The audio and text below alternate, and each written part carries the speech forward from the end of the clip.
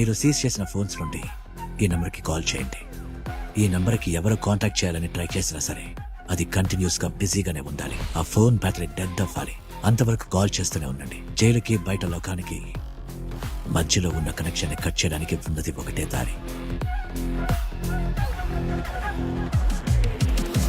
Sir ring అవుతుంది కానీ phone తీయటం లేదు. వాడు తీసినా తీయకపోయినా ఫోన్ మాత్రం కంటిన్యూస్ గా రింగ్ అవుతూనే ఉండాలి.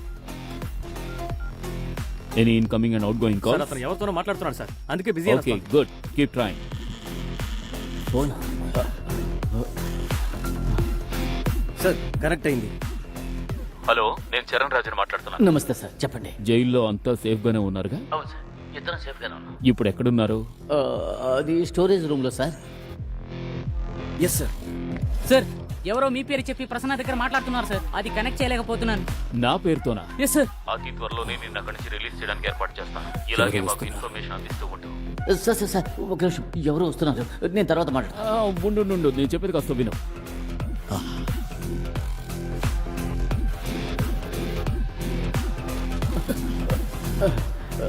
తెలియలేదు సార్. సార్ కనెక్ట్ అయింది sir.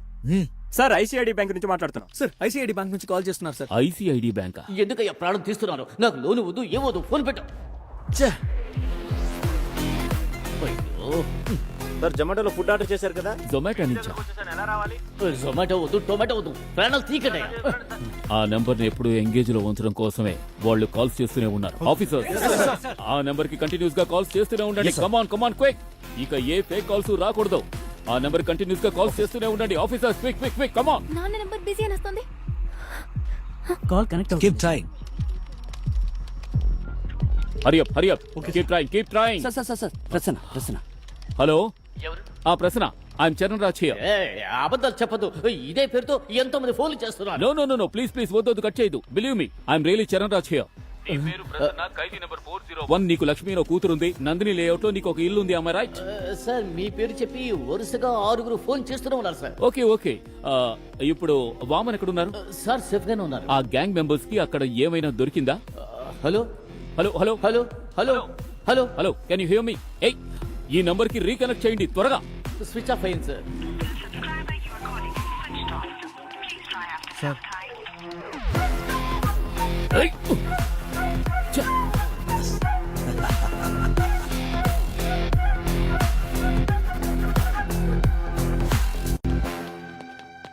Sir please sir, No, నా no, మాట no, వినండి no. సార్. No ఇది talking. టైం You కాదు. cannot stop me this time. అవకాశం యాజ్ ఇవ్వండి ఎ సార్. డాక్టర్ మీరు వాడిని కాపాడాలనుకుంటున్నారు. But as a police officer నాకు నా ప్రాణం ముఖ్యం కాదు, వాడి ప్రాణం ముఖ్యం కాదు. షూట్ చేసి పారేస్తాను. So I want the entire details right now. దానికి ఆయన రికవర్ అవ్వాలి దగ్గరికి సార్. రావద్దని చెప్తాను కదా.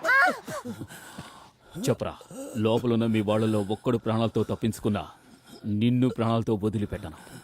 చెప్పు, ఎవరు వాడు? ఎవరు?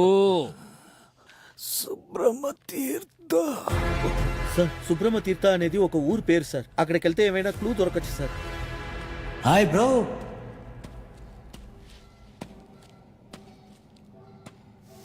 డోంట్ వరీ, నీ ఫ్రెండ్ ప్రసన్నని ఇంకొక సెల్లో భద్రంగా ఉంచాను.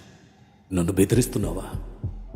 నువ్వు నన్ను బెదిరించి ఇక్కడి నుంచి ఒక్క పీస్ గోల్డ్ కూడా నువ్వు బయటికి తీసుకెళ్ళలేవు. ఏం చేస్తావురా?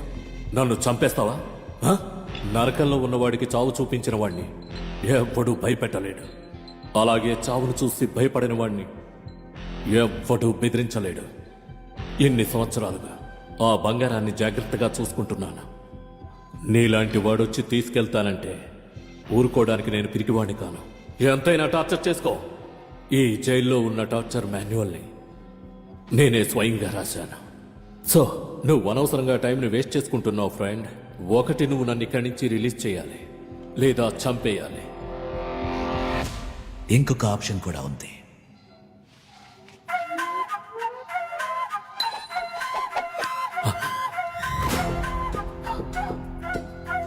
గోల్డ్. ఇది నీకెలా దొరికింది? ఆడవాళ్ళు ఎక్కువగా ఆశపడేది బంగారాన్ని, కానీ నేను ముట్టుకున్నదంతా బంగారమే. బంగారం ఆ దేవుడితోనే దాగుర మూతలాట. నాకు వీడు కొంచెం కూడా నచ్చలేదు. వేస్ట్. వీడినెత్తి గేట్ అవతల విసిరిపారేయండి. 50-50 షేర్ చేసుకుందాం, లేదంటే 60-40 అయినా ఓకే. నేను చెప్పేది విను, నువ్వు నాతో కలిసిపో. నేను లేకుండా గోల్డ్ బయటికి తీసుకువెళ్ళలేవు, నా మాట విను.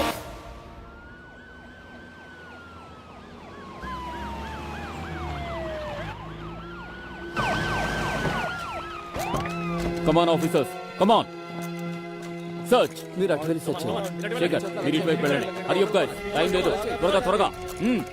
సార్ ఇక్కడ ఏ క్లూ దొరికేటట్టు అనిపించడం లేదు సార్. అంత చోటు వదిలేసి ఫామ్ ల్యాండ్ లో ఎందుకు సార్ ప్లాన్ చేస్తాడు? నాకెందుకో ఆ జీవో మనల్ని మోసం చేయడానికి అలా చెప్పుంటాడు సార్. డ్రోన్ వచ్చిందా? సెటప్ చేస్తున్నారు సార్. సెటప్ చేయండి.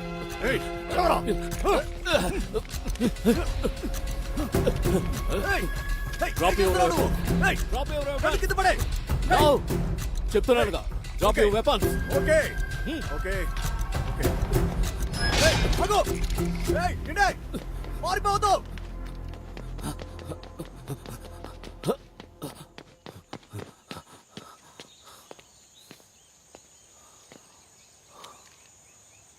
అన్నీ అలాగే ఉన్నాయి, ఏం మారలేదే.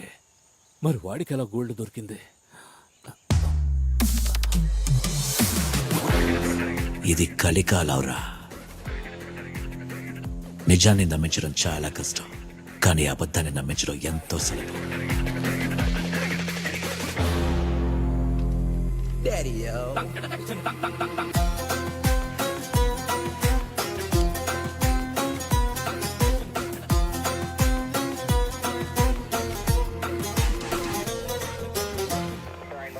Fire!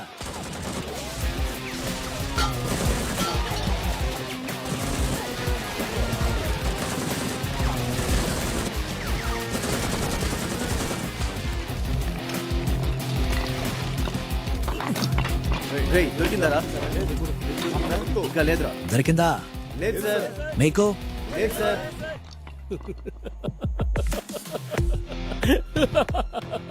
గోల్డ్ దొరకదు బంగారం, గోల్డ్ దొరకదు. నీళ్లలో దాచిపెట్టిన కర్పూరానికి ఎప్పుడైనా సరే ప్రమాదం అన్నది రాదు. నేను అప్పుడే చెప్పాను మీ బాస్ కి 50-50 షేర్ చేసుకుందామని.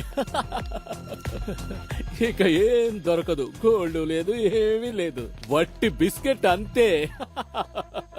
ముఖ్యంగా ఈ జైల్లో హాస్టేజ్ గా ఉన్న వామన్ శ్రీనివాసన్ అనే అతను గత 10 ఏళ్లగా ఈ జైల్ ప్రైవేటైజేషన్ కోసం ఎన్నో సార్లు గవర్నమెంట్ తో పోరాడారు. కానీ పోయిన సంవత్సరమే అతనికి అప్రూవల్ దొరికింది.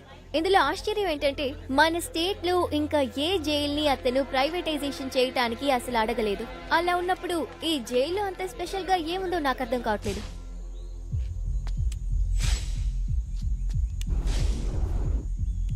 ఎక్కడైతే రివర్ట్ చేయాలని ప్లాన్ చేశాడో అక్కడే గోల్డ్ని దాచిపెట్టుండాలి. టవర్ 1 లో రీకన్స్ట్రక్షన్ చేస్తున్న బిల్డింగ్ ఏది? న్యూ లైబ్రరీ, తర్వాత వాష్రూమ్ సార్. ఇక్కడ ఏ చోట్లో రీకన్స్ట్రక్షన్ చేశారు?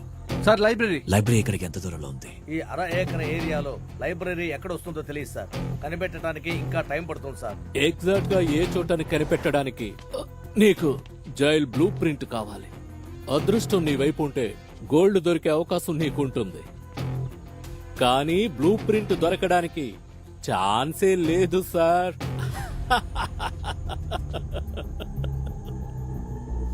నాకు దాంతోటి అవసరమే లేదు. Yeah, go up up up, little more. Yeah, make it centre. ఏంటి సార్ ఇది? ఏదో ప్యాటర్న్ లో ఉంది.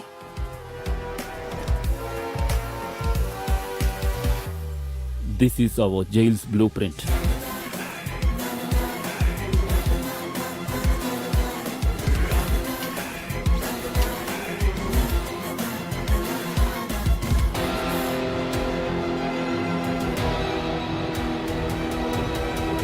ఇలా చూడు థామస్, ఇప్పటి వరకు గవర్నమెంట్ జైల్ ప్రైవేటైజేషన్ అప్రూవల్ ని 3 సార్లు రిజెక్ట్ చేశారు. ఈ సంవత్సరం జరగబోయే ఎలక్షన్ యొక్క ఎగ్జిట్ పోల్ ప్రకారం కొత్త కమెంట్ రావడానికి అన్ని అవకాశాలు ఉన్నాయి. అది మాత్రం జరిగిందంటే మన ఫైల్ ని చాలా ఈజీగా జరుపుకోవచ్చు. ఎన్ని సంవత్సరాలు వెయిట్ చేసాం? ఇంకొక 8 months. Let's wait. ప్రభుత్వం మారిపోతే ఓకే, ఇదే ప్రభుత్వం ఉంటే రిస్క్ వద్దు. Let's have a plan B. Okay. ఇప్పుడు ఏం చేయాలి సార్? అన్యాయంగా గోల్డ్ మొత్తం వాళ్ళు తీసుకువెళ్ళిపోయారు. హే, నా బ్లేజర్ లో గ్లాసెస్ ఉన్నాయి, అది తీసుకొచ్చిస్తావా? గ్లాసా? ఎందుకు సార్? దాని ద్వారా ఎమర్జెన్సీ SOS మెసేజ్ పంపొచ్చు. అది పంపడం వల్ల ప్రయోజనం ఏముంది సార్? మీ మెసేజ్ చూసి వాళ్ళు వచ్చేలోగా వీళ్ళు వచ్చి మనల్ని చంపేస్తారు. That's my plan B.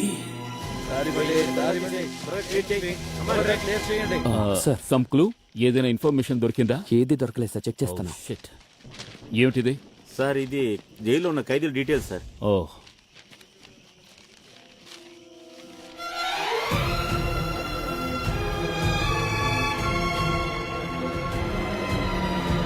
Eshwar, sir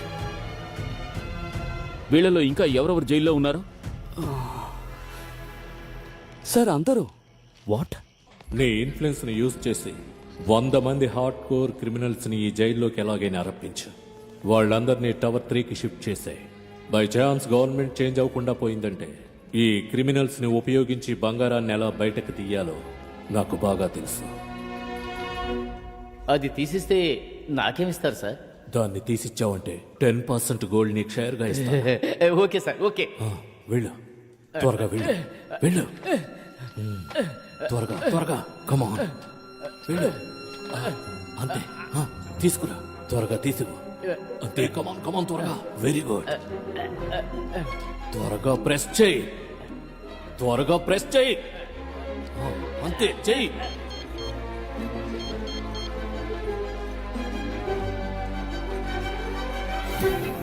వీళ్ళంతా ఎవరో తెలుసా మీకు? చెప్పండి, ఎలా ఎలా వీళ్ళంతా ఒకే జైల్లో ఉన్నారు? ఓ మై గాడ్, ఇప్పుడు వీళ్ళంతా టవర్ 3లోనే ఉన్నారా? ఇద్దరు సార్. పక్క రాష్ట్రంలో జరిగిన జైల్ బ్రేక్ కారణం వల్ల హైకోర్టు ఒక ఆర్డర్ వేసింది సార్. ఏ ఖైదీ కూడా 3 నెలల పాటు ఒకే సెల్లులో ఉండకూడదని. అందువల్ల వీళ్ళందరూ ఇప్పుడు టవర్ 6లో ఉన్నారు సార్. ఏంటి? అలాంటి హార్డ్ కోర్ క్రిమినల్స్ ని మనం ఎలా నమ్మేది? ఇంత గోల్డ్ ఉన్న విషయాన్ని వాళ్ళతో ఎలా చెప్పడం?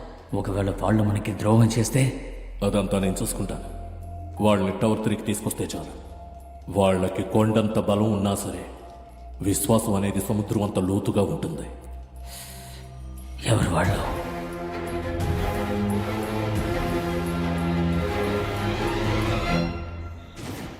రే రావణ, పవర్ కట్ అయింది. వెంటనే జనరేటర్ రూమ్ కి వెళ్ళు త్వరగా. హార్డ్ కోర్ క్రిమినల్స్ అందరూ ఈ టవర్ లోనే ఉన్నారు.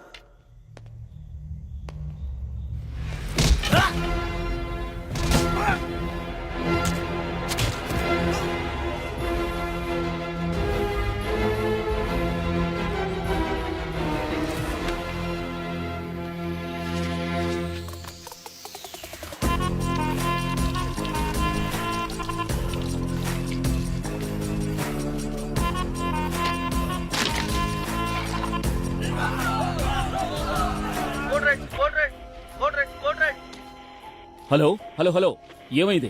టవర్ 6 లో ఉండే ఖైదీలందరూ ఎస్కేప్ అయిపోయారు. వాట్? ఓకే, ఆ సీసీటీవీ ఫుటేజ్ ఇమీడియట్ గా నా మొబైల్ కి పంపించండి. అండ్ దెన్ ఇన్ఫార్మ్ మీ.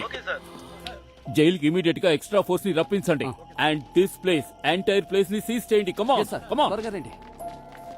ఏమైంది? తెలియలేదు సార్, పోలీసులందరూ వేరే టవర్ కు వెళ్తున్నారు. ఇదిగో చూడు, నువ్వు ఎవరో నాకు తెలీదు. నాకు వామన్ కావాలి. నేను 10 లెక్క పెట్టే లోపు గేట్కి ముందు వామన్ రాలేదు, మేము టవర్ లోపల వస్తాం. హాస్టేజెస్ కి ఏమైనా అవుతుందో అని భయపడటానికి మేము పోలీస్ కాదా, criminals. Your time starts now. Sir, ఖైదీలందరినీ సెల్లో లాక్ చేసి ఉంచాము సార్. 3 నువ్వు బయలుదేరు, నేను చూసుకుంటాను. ప్రతి ఒక్కరూ చూడడానికి చాలా ఘోరంగా కనిపిస్తున్నారు సార్. మనం గనక వాళ్ళని చంపకపోతే వాళ్ళు ఖచ్చితంగా మనల్ని చంపేస్తారు సార్. ఏది మనం చేయలేకపోతున్నామో దాన్ని మనం చేసి చూపించాలి. అందరూ లోపలికి వెళ్ళండి. 10 సార్ సార్ సార్ సార్, ఎవరు సార్ వాళ్ళందరూ? ఎందుకు వాళ్ళని చూసి భయపడుతున్నారు? నీకు గుర్తుందా కొన్ని సంవత్సరాల క్రితం ముఖ్యమంత్రి సుభాష్ గారి మరణం? అదే హెలికాప్టర్ క్రాష్ లో చనిపోయారుగా. ఆయన మరణించింది హెలికాప్టర్ క్రాష్ వల్ల కాదు, మరి ఒక వ్యక్తిని ఎదిరించినందువల్ల ఆయన తన ప్రాణాలనే కోల్పోయారు. కొన్ని సంవత్సరాల క్రితం మన ఊరి అండర్ వరల్డ్ ని ఒకడు తన గుప్పెట్లో ఉంచుకున్నాడు. వాడి నిజమైన పేరేంటో ఎవరికీ తెలీదు. ఇంతవరకు వాడి ముఖాన్ని కూడా ఎవరూ చూసిందే లేదు.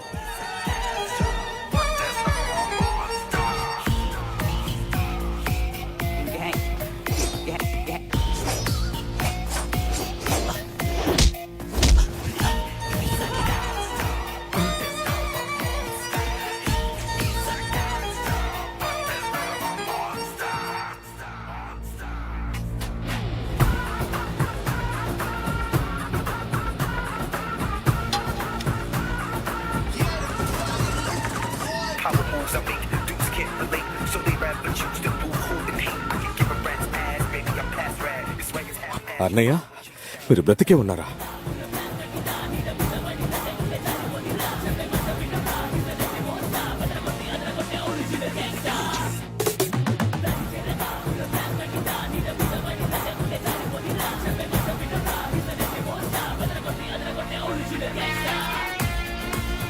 ఎవరు సార్ ఇతను?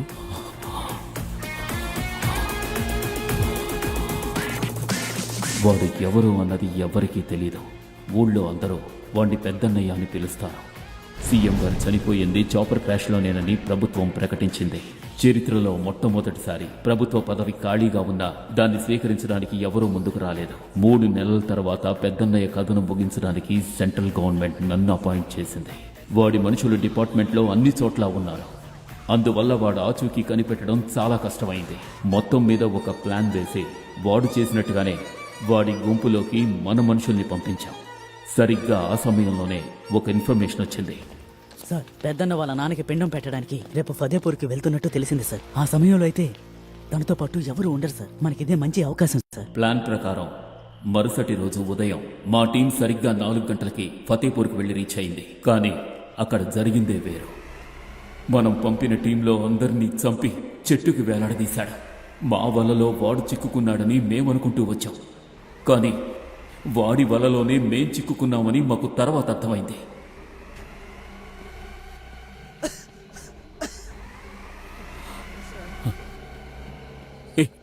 ప్రసాద్ ప్రసాద్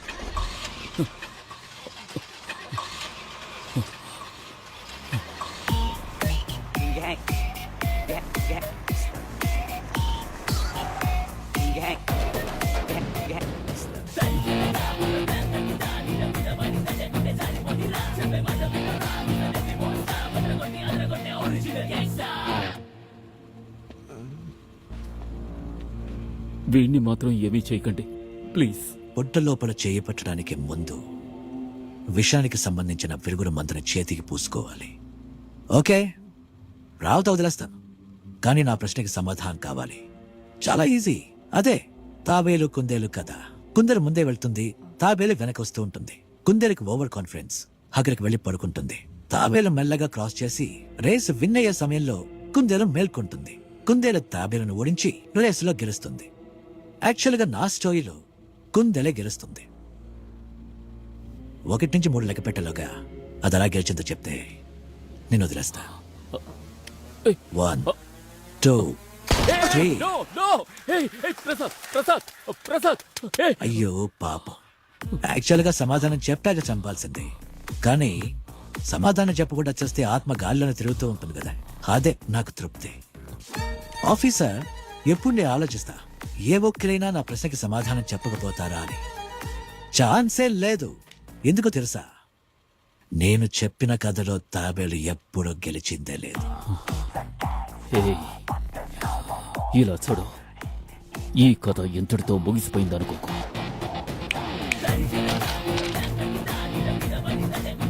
మిమ్మల్ని అందరినీ నేను ఎక్కడే చంపేయగలను, కానీ నేను చంపను. ఎందుకో తెలుసా? మీ జీవితాంతం ఫీజు ఇచ్చినా నేర్చుకోలేని పాఠాన్ని నేను మీకు ఇప్పుడు నేర్పిస్తాను. ఒకరిని పట్టుకోవాలని అనుకోవడానికి ముందు వాడి పేరు మాత్రమే కాదు, వాడి చరిత్ర మొత్తం తెలుసుకోవాలి. బెచ్చమెత్తుకుని బతకడం అవమానం కాదు, కానీ ప్రాణాలు సైతం బెచ్చమెత్తుకుని బతకడం చావు కంటే నీచమైనది. మిమ్మల్ని అందరినీ ప్రావుతో వదిలేస్తా. బతికిపడ్డే. మీరు రాబోయే ప్రతి బర్త్డేకి నా ఫోటో తీసి చూసుకోండి. ప్రాణభిక్ష పెట్టిన వీడియోలను గుర్తుకొస్తుంది.